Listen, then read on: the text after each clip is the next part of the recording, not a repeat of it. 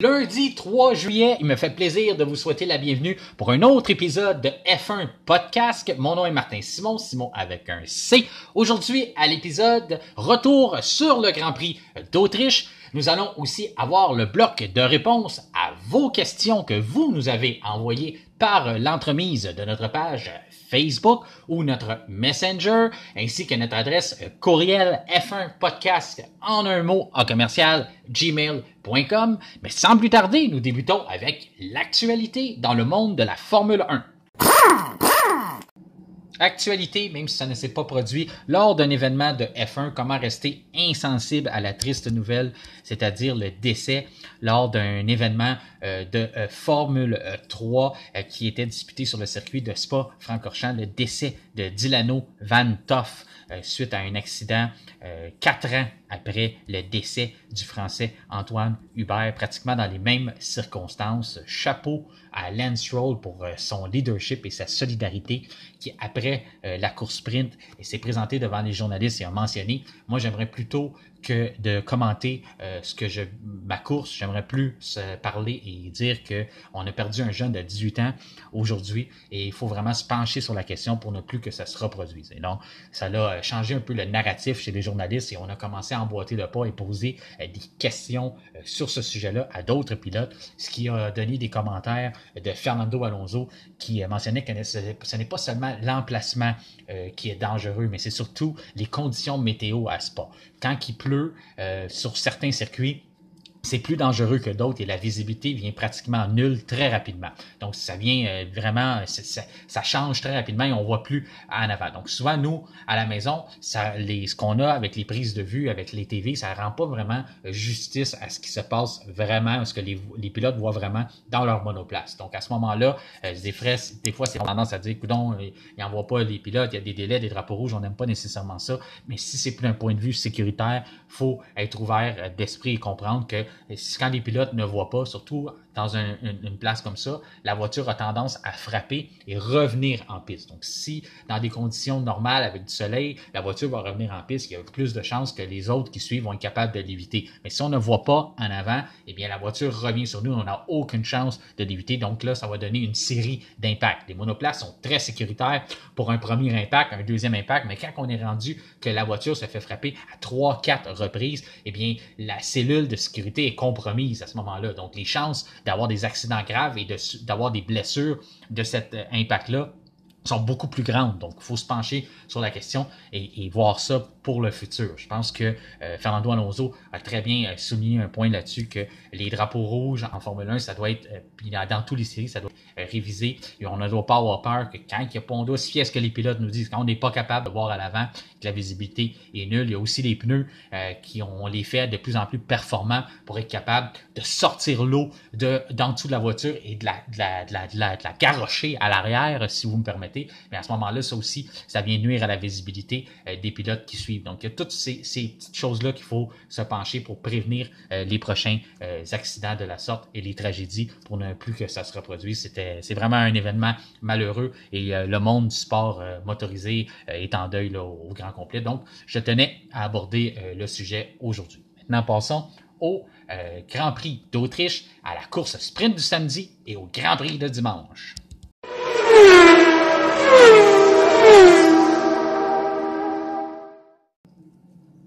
Samedi, une journée de sprint en direct du Red Bull Ring, un de mes circuits, si je ne vous l'ai pas déjà mentionné, favoris. Je trouve que ça regroupe tous les éléments nécessaires pour faire travailler une voiture de Formule 1, aussi pour donner un bon spectacle. Malgré les tours qui sont très courts, ça nous donne toujours des courses excitantes à regarder. Et ça ne nous a pas déçu samedi, la séance de qualification sprint shootout que je vous disais justement dans l'épisode de vendredi, que je ne suis pas nécessairement un amateur de cette nouvelle formule-là. Mais là, c'est venu un peu bouleverser un peu ces règlements-là, car à cause qu'il tombait de la pluie et que la piste était trempée, on a enlevé le règlement qui forçait les écuries à prendre un train de médium en Q1, puis un train de médium en Q2, et on avait le droit de prendre n'importe quelle sorte de pneus qu'on voulait. Donc là, c'est devenu plus excitant pour tout le monde. Ça a donné pratiquement une qualification standard. Et puis, on a eu tout un spectacle tout au long de la qualification, comme ça fait toujours quand que la piste est trempée. Puis pour le départ de samedi plus tard dans la journée, pour la course de 24 tours, eh bien là, on a eu droit à un affrontement sur la grille de départ entre Max Verstappen et son coéquipier Sergio Pérez. Pérez a eu un meilleur départ, donc il a voulu dépasser Verstappen. C'est ce qu'il a réussi à faire dans le premier virage. Et en s'en allant vers le deuxième virage, Verstappen a réussi à repositionner sa voiture à droite de Pérez. Et c'est là qu'on a eu le droit à un geste que j'ai pas nécessairement apprécié. Le Pérez, là, il nous a dit après qu'il savait pas que Verstappen était là, mais il a carrément enlevé tout l'espace que le Néerlandais pouvait avoir sur le côté. Donc, ça l'a forcé à mettre 2 roues dans le gazon, à transformer sa RB19 en tondeuse, et ça aurait pu être catastrophique, là. Surtout sur un gazon, une pelouse trempée. Les voitures à la vitesse qu'ils vont, souvent on a tendance à partir en 360 là, puis tourner, puis ça aurait même pu être catastrophique pour Pérez. Les deux auraient pu sortir ensemble. Donc j'ai pas apprécié nécessairement le geste, puis j'ai pas nécessairement cru sa version après là. Sergio Pérez nous a déjà habitués par le passé, autant quand il était chez Force India, à faire des gestes parfois douteux, puis après ça nous expliquer c'était pas de ma faute, j'ai pas vu, puis finalement on découvre par l'exemple de caméra qu'il l'avait vu, puis après ça il revient sur ses mots, un peu comme qu'il avait fait à Monaco l'an dernier là. En tout cas, fait que j'ai pas vraiment apprécié ça, mais il peut pas vraiment se cacher là. Plusieurs ont vu qui a tourné sa tête, qui a aperçu Verstappen à droite, dont le docteur Helmut Marko, qui est revenu sur cet incident-là après la course pour dire que là c'était pas un jeu d'équipe, puis c'était vraiment pas correct. On peut se dire compétitionner un contre l'autre, ça c'est légal, de pas vouloir laisser une place, de pas vouloir ça, de défendre chèrement sa peau en piste, je peux comprendre ça, mais d'essayer de mettre ton coéquipier ou n'importe qui dans le gazon, surtout dans un gazon trempé, c'est un geste qui est dangereux, mais des fois on peut comprendre, il est sous pression, Sergio Pérez, il y a eu une mauvaise qualification vendredi, il y a eu plusieurs mauvaises courses depuis Miami, là il avait sa chance d'être à l'avant de Verstappen, donc il a essayé peut-être d'y aller par tous les manières pour conserver cette place-là, mais c'était pas nécessairement la meilleure décision ou la décision la plus sage. Tout de suite après, le virage qui suivait, et là Verstappen arrive, le couteau entre les dents, il décide de repositionner sa voiture à l'intérieur sur Pérez, mais il est incapable de freiner. Et puis là, il a quasiment poussé complètement Pérez à l'extérieur de la piste. Mais là, après ça, on a pu revoir sur les reprises que ce n'était vraiment pas volontaire. On voit que son volant allait dans tous les sens. Il avait de la difficulté à immobiliser sa monoplace dans le virage, qu'on sait qu'il était trempé parce que lui-même, Sergio Pérez, dans le tour de formation, avait perdu le contrôle dans ce virage-là. Donc, on savait que c'était trempé. Puis en plus, Verstappen venait de faire un tour dans le gazon. Donc, à ce moment-là, on a les pneus avec des résidus, moins d'adhérence. Donc, à ce moment-là, c'est envisageable qu'on peut perdre le contrôle. Ça aussi, ça l'a soulevé des questions à Pérez. Il disait quoi qui cloche avec Max pour me foncer dessus. Puis là, finalement, Verstappen a réussi à reprendre la tête de l'épreuve et venir accomplir ce qu'on je pensais pas qu'il était faisable, mais de terminer 21 secondes à l'avant de son coéquipier dans une course de 24 tours. Donc, c'est assez remarquable comme exploit. Pour le reste, ça nous a donné une sprint, là, je vous l'ai dit vendredi, je suis pas un amateur de ces courses-là. Je trouve que des fois, les pilotes prennent pas assez de risques ou les écuries, mais là, ça a été tout le contraire qui s'est passé. C'est vraiment, toutes les écuries ont décidé d'y aller à fond. Les pilotes se sont donnés à cœur joie. Il y a eu de nombreux dépassements. Les pilotes ont pris des risques.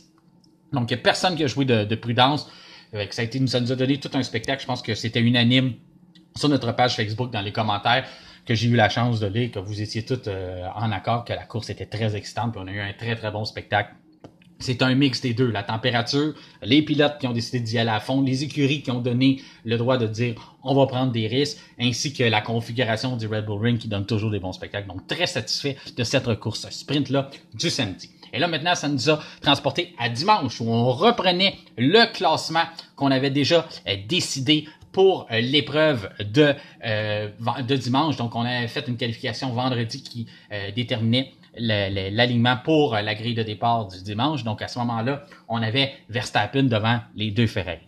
La course de dimanche a été aussi excitante. Je l'ai trouvée bonne. Comme je vous dis encore, je reviens là-dessus. Red Bull Ring, la bonne nouvelle, on l'a réajouté au calendrier jusqu'en 2030. Donc ça, c'est des très, très bonnes nouvelles pour le championnat de Formule 1. Moi, j'apprécie ces courses-là à cause de la configuration. On a eu, encore une fois, une bonne course dimanche, plusieurs bons affrontements en piste. On a encore eu le fameux fiasco des limites sur le circuit là, qui a donné beaucoup qui a donné des énormes maux de tête à tous les pilotes lors des qualifications de vendredi. Samedi, on n'a pas eu parce que quand c'est trempé, on se tient loin des lignes. Donc, on veut pas, on sait que c'est très glissant, ces espèces de bordures-là, de peinture sur les côtés des circuits. Donc, on se tient loin de ça. Donc, on n'a pas eu de problème vendredi et samedi. Plutôt samedi, on n'a eu aucun problème avec ça sur les lignes de côté de choses. Mais là, dimanche, c'est revenu. Là. Plusieurs pilotes ont été avertis à 3-4 reprises. On a eu le drapeau noir et blanc. Finalement, on a eu des pénalités qui se sont poursuivi jusqu'à la fin de l'épreuve. Même une fois que la course était terminée, l'ordre a été changé parce que Aston Martin a déposé un protest disant qu'il y a certains pilotes qui avaient sorti des lignes plus souvent que ce qu'on avait répertorié chez les commissaires de course. Donc, on a remis une liste avec des preuves vidéo de dire, écoutez, tous ceux-là, vous devriez porter attention à ça, vous avez manqué ça. Donc, on a recomptabilisé ça, on a pris la preuve en considération, on a retenu la plainte de Aston Martin pour dire, vous avez bien raison. On a remis ça aux commissaires de piste. Les commissaires de piste ont comptabilisé les infractions qui avaient été, puis on les a ajoutées aux pénalités qui avaient déjà été données. Donc, on a donné des pénalités supplémentaires à plusieurs pilotes. Donc, la liste, si vous voulez la voir, là, il y en a 8 au total qui ont eu des conséquences après la course. Ceux qui sont un peu plus notables, là, qui sont venus affecter le top 10, c'est Carlos Sainz et Lewis Hamilton là, qui ont été rétrogradé plus loin sur la fiche d'arrivée. Donc, ça s'est terminé que Max Verstappen a dépassé Ayrton Senna avec une 42e victoire. Donc, maintenant, il siège seul au 5e rang de l'histoire pour le total de victoires. À seulement 25 ans, il est rendu maintenant 5e. Donc, il a son prochain à viser, c'est Alain Prost et par la suite, ça sera Sébastien Vettel. Donc, une autre victoire au Red Bull Ring, c'est vraiment rendu sa place. Il avait fait une blague il y a quelques années en disant, si je remporte un autre Grand Prix là-bas, on va appeler ça le Verstappen Ring ou le Max Ring. Donc là, maintenant, je ne sais pas s'il va proposer la question, la suggestion à Christian Horner, ça reste à suivre. Et là, maintenant, on a eu Verstappen devant Leclerc, devant Perez. Perez, une très belle remontée. Il a fait du rattrapage. Lui qui avait eu une mauvaise qualification vendredi, donc il a réussi à remonter le peloton, compléter des beaux dépassements et il nous a donné droit à une super bagarre avec Carlos Sainz, ou je devrais dire peut-être Carlos Sainz nous a donné une super bagarre parce qu'il a vraiment donné beaucoup de troubles à Sergio Perez. Perez qui ne comprenait pas vraiment encore comment maîtriser ou prendre ou dépasser Sainz pour avoir droit au DRS. Donc, ça lui a pris quelques tours réussir à comprendre ce principe-là de dire si j'attends un peu plus pour le dépasser, je vais avoir droit à mon DRS en sortie de virage. Alors, une fois qu'il a réussi à mettre tout ça ensemble, il a réussi à avoir l'avantage sur Sainz, mais ça nous a donné droit à une super belle bagarre. Lando Norris, les améliorations de la McLaren lors du week-end, on doit dire que c'est réussi. On en a d'autres qui s'en viennent pour Silverstone, puis on en a d'autres qui vont apparaître en Belgique à la fin du mois, mais c'est très positif. Pour les partisans de l'équipe orange, là, c'est quelque chose qu'on attend depuis le début de la saison. Il y en a qui se sont un peu découragés, il y en a qui avaient hâte d'avoir une progression. On l'a vu. C'est quoi le problème avec McLaren? C'est qu'on utilise encore la soufflerie de Toyota qui a été construite depuis une vingtaine d'années. Et on a énormément de difficultés à reproduire les conditions de piste en usine. Donc, à ce moment-là, c'est que depuis le début, depuis les changements de la réglementation, McLaren, on n'a quasiment pas pu faire de travail de soufflerie qui était concret pour se traduire sur un circuit. Donc, on est quasiment obligé de faire nos tests pendant des épreuves de Formule 1. On sait que les tests en piste sont limités au maximum. Là, on en a au minimum, je devrais dire, même c'est limité. On peut quasiment pas faire d'essais en piste. Donc, à ce moment-là, McLaren est obligé de faire son développement lors de des grands prix de Formule 1. Alors, ça demande énormément de travail et ça prend énormément de temps. On prend du retard parce que là, à chaque épreuve, on reprend ces données-là, on les ramène à l'usine, on fabrique des pièces qu'on pense qui vont se concrétiser, on les emmène à la voiture, puis là, on vérifie pour être sûr que ça fonctionne. Donc, on fait vraiment notre développement en course, ce qui n'est pas le cas pour les autres écuries. Durant l'hiver, on est capable de faire des projections en usine. Les projections qui avaient été faites par McLaren, on nous l'a annoncé avant même que la saison commence. Aussitôt qu'on a commencé à faire des tests, c'était un échec. On n'a pas réussi à traduire ce qu'on avait vu en usine sur la piste parce qu'on sait qu'ils ne sont pas capables d'arriver le plus proche possible de créer des simulations. Donc, à ce moment-là, ça complique leur travail. Mais là, on pense que tout ce travail-là d'accumulation de données au cours de la saison dernière et du début de la saison, on est vraiment réussi. en train de réussir à trouver le bon réglage pour monter une voiture compétitive. Lando Norris était très satisfait. Il y avait seulement lui qui avait les améliorations, donc c'est pour ça qu'Oscar Piastri s'est retrouvé plus loin. Mais on peut dire que ça fonctionne et ça augure bien pour les McLaren qui s'en vont à la maison à Silverstone la semaine prochaine. Alonso, ça a été plus difficile pour Aston Martin, drôle de stratégie. On s'est fait prendre un peu par la voiture de sécurité. Le temps qu'on rentre, mais la voiture de sécurité est rentrée elle aussi. Les voitures ont recommencé à prendre le rythme d'une course, alors ça leur a coûté plus de temps. Donc, un peu de malchance, un peu de mauvaise stratégie. On avait choisi d'y aller, de donner le départ à Alonso en gomme dure pour rester plus longtemps en piste. Puis finalement, quand la voiture de sécurité s'est emmenée sur le circuit, on a décidé de rentrer pour lui donner la gomme médium. Donc, c'est devenu un peu bousiller la stratégie de partir en gomme dure. Je comprends pas pourquoi on l'a pas laissé là, puis qu'on n'a pas tenté le tout pour le tout avec l'idée qu'on avait décidé au départ. Donc ça a été, c'est ce qui est arrivé. Mais moi, c'était une erreur de la part d'Aston Martin. Ça a compliqué un peu la tâche. Mais on peut quand même se réjouir d'une 5e position. Faut pas devenir trop sévère non plus avec cette écurie-là. Là. On parle quand même de la 7e place l'an dernier. Fait que là, on a été gâtés. On a eu des podiums, on a eu des choses. Là, c'est sûr que terminer 5e, même Alonso a dit, va falloir voir pour où est-ce qu'on a perdu le rythme. Va falloir faire des études. C'est sûr que lui, il voit un peu plus loin. Mais faut pas virer fou avec ça non plus. C'est quand même un beau résultat de terminer 5e quand on sait de où on vient chez Aston Martin. Après ça, Carlos Sainz, avec toutes les pénalités qu'il a accumulées, il a terminé 6e au classement. George Russell, 7e, lui qui est passé devant Lewis Hamilton à cause de la pénalité de 10 secondes qui a été rajoutée à Hamilton à la fin de l'épreuve. Lance Stroll est tombé 9e, c'est une bonne nouvelle pour Lance Stroll. Lui aussi, il n'a pas été chanceux avec la stratégie. Il est rentré au puits. Après ça, c'est là qu'on a eu la voiture de sécurité. Donc, il s'est fait prendre un peu là-dedans. Mais il a quand même réussi à terminer 9e. On va le féliciter pour ça. On a limité les dégâts. Gasly, 10e. Albon, 11e. Lui aussi a été pénalisé. Après ça, Joe, dans sa Alfa Romeo, 12e. Sargent, son meilleur résultat, écoute, je ne l'ai pas à côté de moi, mais je suis pas bien sûr que c'est son meilleur résultat, 13e. Je pense pas qu'il a déjà terminé si haut que ça dans la liste. Après ça, Ocon, 14e, Bottas, 15e, Piastri, on le disait, là, il n'y a pas les mêmes, il avait pas la même voiture que Lando Norris. On n'avait pas eu le temps de fabriquer suffisamment de pièces pour équiper deux voitures. Donc, lui, il avait l'ancienne génération. Il a terminé 16e. Nick DeVries, lui qui joue son poste, beaucoup de pression sur lui, 17e.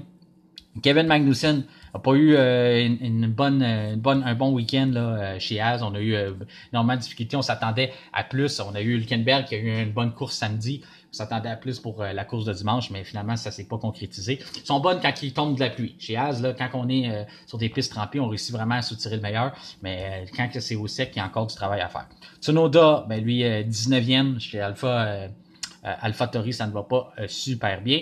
Ensuite, Nico Hülkenberg, mais lui, il a eu des ennuis mécaniques. Il a dû arrêter sa voiture, donc il n'a pas complété l'épreuve de dimanche. Donc, les ennuis qui sont à prendre en considération, il y a eu Mercedes qui n'a pas été très compétitif durant la saison, durant l'épreuve de dimanche surtout, ou pas dire durant tout le week-end même. Où ce que le problème s'est peut-être produit, c'est que Pirelli ont choisi des différentes recettes, dépendamment le circuit, dépendamment comment que l'asphalte est, c'est quoi les composés, sur quel genre de piste la course va se dérouler, les températures du week-end, toutes ces choses-là. Donc, on va vraiment choisir, dépendamment quelle recette va mieux, va être meilleure pour l'épreuve. Donc, à ce moment-là, enfin, lors du week-end, on avait choisi chez Pirelli de prendre la recette la plus dure. Donc, les gommes étaient dures. Même la gomme tendre, c'était une gomme plus dure que ce qu'on a vu à Montréal. Donc, à ce moment-là, Mercedes, depuis le début de la saison, même depuis l'an dernier, on a énormément de difficultés à aller chercher de la température dans nos pneus. Donc, en ayant les gommes plus dures, ça a été un problème pour Mercedes d'aller tout au long du week-end, d'aller chercher les bonnes températures, de garder ces bonnes plages de température-là dans les pneus pour avoir une bonne adhérence et aller chercher le maximum de performance. Donc, ça peut être là que ça s'est joué pour l'écurie. On aura d'autres améliorations dans les prochains Grands Prix. Il y a aussi, il faut se rappeler que Toto Wolff nous avait mentionné que selon lui, la W14 s'enligne pour être une voiture extrêmement compétitive dans des virages rapides. Il n'y en a pas beaucoup de virages rapides au Red Bull Ring. Il y a des grandes lignes droites, des virages très lent, puis quelques virages rapides. Donc, à ce moment-là, ça aussi, ça doit peser dans la balance de dire qu'on n'a pas réussi à se faire nécessairement justice sur ce circuit-là. Et ça n'a jamais été une place où les Mercedes ont été compétitifs en Autriche. Donc, c'est tout ça qu'il faut tenir en considération. Ils vont revenir très, très fort à Silverstone. Donc, le Grand Prix de Silverstone va être très intéressant à voir. On va avoir Williams qui va arriver avec une livrée spéciale pour célébrer leur 800e Grand Prix. On va avoir McLaren qui va avoir une livrée spéciale avec du chrome. On va avoir aussi des nouvelles améliorations pour McLaren. On va avoir des nouvelles améliorations chez Mercedes. On a les Ferrari qui ont super bien performé lors du week-end. Ils étaient compétitifs. À ce moment-là, on va continuer de progresser. On pense on a vraiment mis le doigt sur le bobo puis qu'on s'en va vers une amélioration continue chez Ferrari. Donc, ça va être intéressant de voir à Silverstone. On les voit, ils sont de plus en plus rapides sur un tour donné. Ils sont pas rapides en course, on perd beaucoup de rythme en course, mais sur un tour donné, on voit qu'ils sont capables d'être compétitifs. Donc, de peut-être nous donner un bon spectacle en qualification. On a Aston Martin qui va vouloir se reprendre. Les autres aussi vont être intéressants à voir. Donc, on devrait avoir une belle course à Silverstone. Le pilote de la journée que vous avez choisi sur la page de F1 Podcast, c'est, sans aucun doute, unanime. Vous avez pris Max Verstappen, qui a été impérial tout au long du week-end, même si on vote seulement pour la course. Vous l'avez trouvé bon. Ce qui vous a sûrement impressionné le plus, que j'ai pu lire dans vos commentaires, puis moi aussi j'ai trouvé ça intéressant, c'est qu'à la fin de l'épreuve, il restait à peine 2 tours. Verstappen a demandé c'est quoi le tour le plus rapide? Ben, c'était à Perez, le tour le plus rapide. Donc, son ingénieur, il dit, oublie ça, c'est trop risqué. Les choses là, Verstappen, non, pourquoi? J'ai 25 secondes d'avance. Très conscient du temps qu'il y a d'avance dans son auto. Il dit, non, j'ai 25 secondes d'avance. Moi, je veux le point, je veux le rentrer, tout ça. Puis là, finalement, on se ravit chez Red Bull, puis là, on voit les mécanos se préparer à recevoir Verstappen. On rentre, on fait un arrêt au puits qui était excellent comme arrêt au puits, là, on peut rien reprocher. On a maximisé vraiment le plus possible pour être le plus rapide possible au puits. On a changé les 4 pneus, on a renvoyé Verstappen en piste. Il lui restait un tour pour compléter le tour le plus rapide. Donc, il a pris le out lap, le tour de sortie pour emmagasiner de l'énergie, avoir le plus d'énergie possible pour compléter le dernier tour. C'est ce qu'il a fait. Puis, il a passé la file d'arrivée en remportant le Grand Prix d'Autriche et en plus en signant le meilleur temps, en retirant le petit point que Perez avait réussi à mettre en banque avec le tour le plus rapide. Donc, il ne lui a rien laissé sur la table. Il a décidé d'aller prendre ce point-là aussi. Donc, Verstappen, ça s'est joué vraiment en fin d'épreuve qu'il a réussi à compléter ça. Donc, vous lui avez donné pilote de la journée. Moi, j'ai pas voté. Il reste encore du temps, là, parce que ça dure une couple de jours, mais j'ai pas été capable de me décider. Puis après ça m'est sorti de la tête. Quand l'épreuve est finie, je fais Verstappen, il était impressionnant, il était bon. Mais après ça, Carlos Sainz, moi je l'ai trouvé bon, mais il a pris une pénalité. Je sais pas pour lui donner le pilote de la journée. Il a sorti des limites tellement de fois. Puis tout ça. Je l'ai trouvé bon, mais je peux pas voter pour lui. Lando Norris, il était excellent, Lando Norris. Là, il était très très bon. Il a fait des beaux dépassements, il a vendu sa peau, il a jamais laissé ça facile à personne qui a voulu le dépasser. Donc, Lando Norris, je n'ai pas pris ma décision encore, j'ai pas soumis mon vote, mais pour moi, le pilote de la journée, je pense, ma décision finale revient à Lando Norris, mais Max Verstappen est celui qui a remporté le vote pour l'instant. Maintenant, nous passons à vos questions, les questions des membres F1 Podcast que vous nous avez envoyées au courant de la semaine par notre page Facebook, par Messenger ou notre adresse courriel f1podcast en un mot @gmail.com. La première question nous vient de Amine qui nous écrit de la Tunisie pour nous demander comment voyez-vous la venue de nouvelles écuries en Formule 1 suite à l'annonce de Hi-Tech GP pour sa candidature pour 2026. Eh bien, je vois ça d'un bon œil. Je pense que plusieurs d'entre vous vous êtes prononcés sur le sujet que d'avoir peut-être possiblement 11 écuries ou 12 écuries alimenterait le spectacle pour à partir de 2026. C'est sûr qu'on veut voir plus de pilotes sur la grille, plus de voitures, mais aussi on veut voir une meilleure compétition. Si on est là juste pour parader, ben non, ça m'intéresse pas. J'espère que ça va être des écuries compétitives. Et pour ce qui est de Hi-Tech, moi je les vois en avant de Andretti. On sait que Andretti a déjà posé sa candidature, a même déjà monté une équipe et associé au groupe Cadillac aussi pour une candidature en 2026. Mais Hi-Tech, je les vois en avant d'Andretti déjà parce qu'on a déjà une écurie de Formule 3, une écurie de Formule 2. On connaît beaucoup de gens, on a beaucoup de contacts dans le monde de la Formule 1. On a développé des pilotes pour certaines écuries. On sait qu'on a même un partenariat avec Red Bull pour leurs pilotes juniors lorsqu'ils sont dans des séries comme la Formule 2. Donc à ce moment-là, on a beaucoup de contacts et je trouve qu'on a aussi gravé les échelons. Comme un pilote qui veut se rendre en Formule 1, on doit passer par Formule 3, Formule 2 pour atteindre la Formule 1. Bien ça, on a fait ça du côté de Hi-Tech. On développe depuis longtemps. On est dans la série. On a des liens avec la FIA. Donc, à ce moment-là, je trouve que ce serait une belle amélioration, une belle ascension de graduer en Formule 1 avec une écurie. On a aussi les fonds avec un nouvel actionnaire kazakh qui est là, où on a les reins solides. Donc, je vois Hi-Tech passer en avant d'Andretti Motorsport pour avoir une candidature en 2026. Dans le meilleur des cas, on aurait les deux écuries qui pourraient se joindre au groupe pour cette saison-là, mais en ce moment-là, je vois pour l'instant, si on n'en avait qu'une à choisir, je pense que la Formule 1 pourrait privilégier un groupe comme Hi-Tech GP.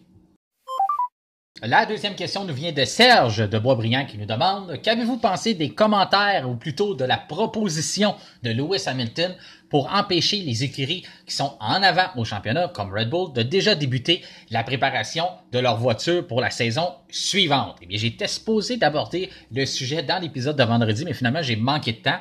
Eh bien, sur deux volets, je pense que la proposition a sa place. Moi, personnellement, je suis contre, car je ne suis pas un amateur de niveler vers le bas. Donc, j'aime pas les mesures qui empêchent les écuries qui ont du succès ou qui font évoluer le sport en trouvant des solutions pour aller plus rapidement. J'aime pas l'idée de les faire régresser et de leur mettre des bâtons dans les roues. J'aime plutôt forcer les écuries du bas à trouver des solutions et à progresser eux autres mêmes. Donc, quand on parle d'empêcher du temps en soufflerie aux écuries en avant pour permettre aux autres de suivre, ça, je suis d'accord avec ça parce que je trouve que justement, ça l'aide les autres équipes à se forcer à dire que vous avez plus de temps en soufflerie, donc mettez les mains à la pâte et trouvez des solutions pour rejoindre le groupe à l'avant. Ça, je suis d'accord avec ça. Mais quand on est rendu de dire « Ah oui, toi, tu as gagné en avance, donc on va t'empêcher de commencer à développer ta prochaine voiture », je pense que ça fait partie du succès. Si on veut commencer à développer l'année prochaine, ça vient avec ça, c'est aux autres équipes de les suivre dans le championnat. Donc, moi, pour ma part, je suis contre l'idée.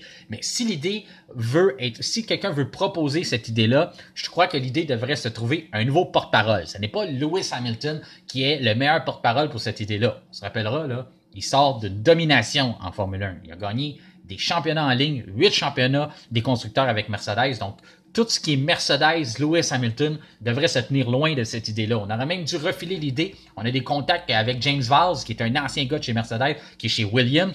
Mais moi, je pense que Williams et James Vowles seraient un bien meilleur porte-parole pour commencer à soumettre cette idée-là. Parce qu'aussitôt que Lewis Hamilton va ouvrir la bouche avec une idée comme ça, moi, je trouve que c'est pratiquement de l'hypocrisie, là. Il y a vraiment du culot de s'aventurer à dire « Oh, moi, je pense qu'on devrait trouver des solutions pour empêcher des écuries de dominer en Formule 1. » Quand tu sors d'une domination, il t'a jamais mentionné ça auparavant. Là. Sa créativité là, pour trouver des nouveaux règlements, là, il vient tout d'un coup, ça vient de surgir avec un brin d'inspiration là, tout d'un coup pour réécrire le livre de règlement. Moi, j'achète pas ça. Je trouve que c'est un peu d'hypocrisie de sa part. Donc, il aurait dû se tenir loin de ces commentaires-là. Mais je respecte ça. Il a pas la langue dans sa poche. Il s'est jamais retenu de faire des commentaires. Il a voulu aller l'avant puis mentionner ça. Mais je pense que si l'idée veut faire un brin et avancer aux oreilles des amateurs et qu'on commence à prendre ça au sérieux, cette idée-là, ben je conseille fortement qu'on trouve un nouveau porte-parole pour mettre en avant cette nouvelle règle-là. C'est ce qui complète notre épisode du lundi 3 juillet. Merci d'avoir choisi F1 Podcast. Notre prochain rendez-vous sera dans quelques jours, c'est-à-dire vendredi le 7 juillet, en marge du Grand Prix de Grande-Bretagne qui aura lieu à Silverstone. D'ici là, faites sûr de ne rien manquer en nous suivant sur Facebook. Merci et bonne semaine!